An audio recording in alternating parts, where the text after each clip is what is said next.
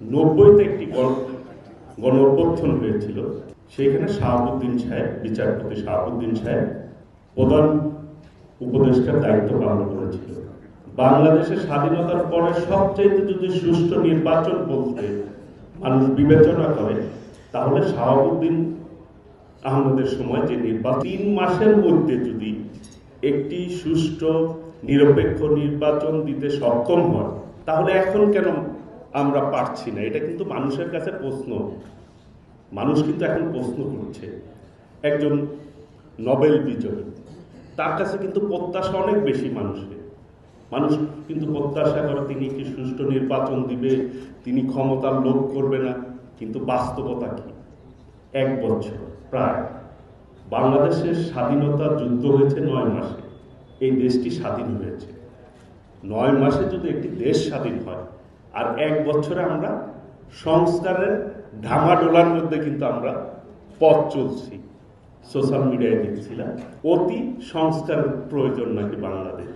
Abu Ahmed sir তিনি তার অর্থনৈতিক দিক বিশ্লেষণ করেছেন যে এই অন্তর্বর্তীকালীন সরকারের কারণে অর্থনৈতিক অস্থিতিশীল হয়ে যাচ্ছে।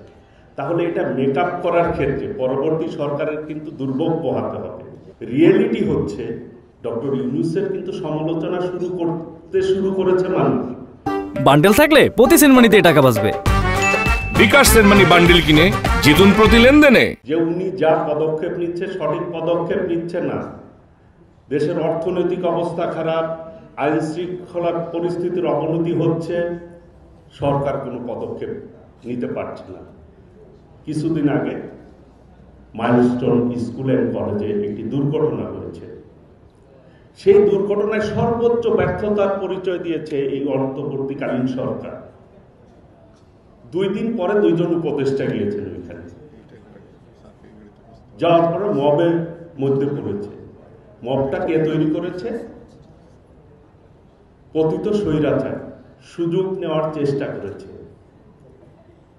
তার মানে যারা পতিত স্বৈরাচার তারা কিন্তু সুযোগের অপেক্ষায় রয়েছে, কখন তারা আবার এই দেশকে অস্থিতিশীল করবে। তারা সুযোগ নিয়ে আবার রাষ্ট্রীয় ক্ষমতায় আসার প্রায় তারা করবে। তাহলে এই যে আমরা বর্তমান প্রেক্ষাপট তাকে সুযোগ তৈরি করে দিচ্ছি, আমরা পতিত ফ্যাসিবাদকেই কিন্তু সুযোগ তৈরি করে দিচ্ছি।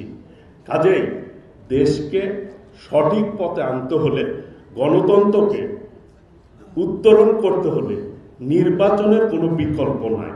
আগামী দিনে কি হবে সেটি তো কেউই আমরা বলতে পারি না।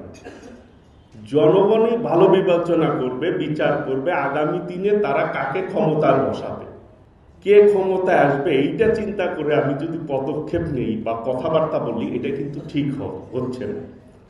আগামী দিনে আমরা একটি গণতান্ত্রিক বাংলাদেশ প্রত্যাশা করি সকলের কাছেই।